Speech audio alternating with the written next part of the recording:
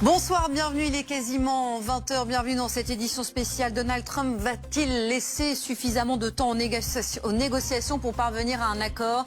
Va-t-il laisser sa chance à la diplomatie alors que le président américain a décidé il y a quelques minutes de changer son emploi du temps? Il a aussi exprimé son impatience à plusieurs reprises. On sent bien que l'option militaire est plus que jamais sur la table, même si des négociations ont lieu avec le Pakistan dans le rôle d'intermédiaire. Mais on sent bien que rien n'est gagné. Allons tout de suite donc du côté de Washington où nous attend Antoine Nullard. Bonsoir Antoine. Je le disais, la toute dernière information, c'est donc que le président américain a modifié son emploi du temps.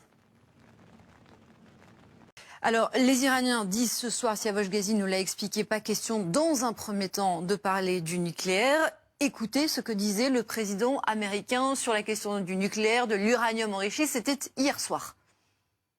Peuvent-ils conserver leur uranium? Il y a aussi évidemment la situation dans le détroit d'Ormuz et le contrôle que veulent continuer à exercer les Iraniens. On a le sentiment qu'ils ont déjà tout prévu, le péage pour contrôler les allées et venues. Et ça aussi, on va en parler dans un instant avec Guillaume Ancel. Merci à tous les quatre. On marque une toute petite pause et on se retrouve évidemment dans un instant. Je retrouve certains d'entre vous dans quelques minutes. À tout de suite. Cette manière. On va rester justement un moment sur les capacités militaires iraniennes dont vous parliez. On va en parler avec vous, Zoé Lamarche, puisque le président américain, lui, il ne cesse de répéter que cet arsenal iranien aurait été totalement anéanti.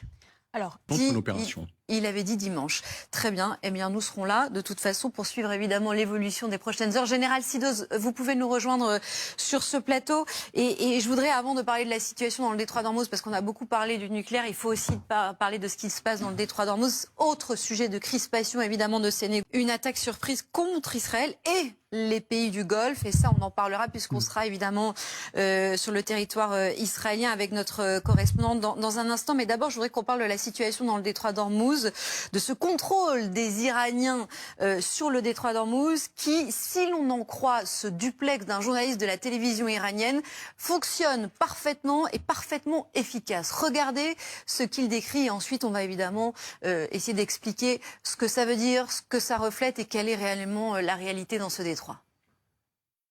Négociateur en chef qui est donc lui arrivé à Téhéran.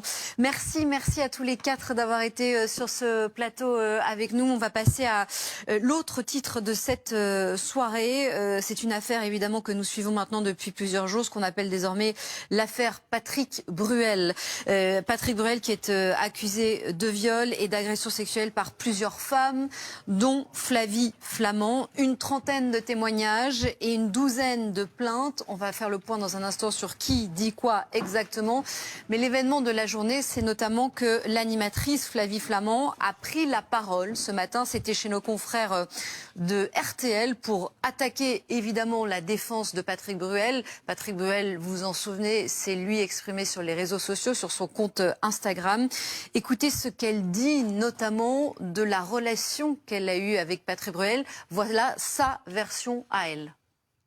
On est parti d'une relation. Ce procédé-là ne serait pas appliqué. On marque une petite pause, on continue à en parler dans un instant et vous découvrirez aussi évidemment le travail des équipes de Ligne Rouge qui reviennent sur cette affaire, sur le témoignage de Flavie Flament, les plaintes en France mais aussi en Belgique. Extrait. Et ça, vous l'avez entendu lorsque vous vous êtes rendu au théâtre de Vincennes. Merci, mesdames. Merci à toutes les trois. Flavie Flament, Patrick Bruel, version contre version. C'est donc un document des équipes de Ligne Rouge qui va revenir en images avec les réactions importantes, évidemment, de ces derniers jours sur cette affaire. Récit de Raphaël Redon, Camille Bouton, Pauline Revenat et Jérémy Muller avec Bertrand Séguier et Sophie Herbey.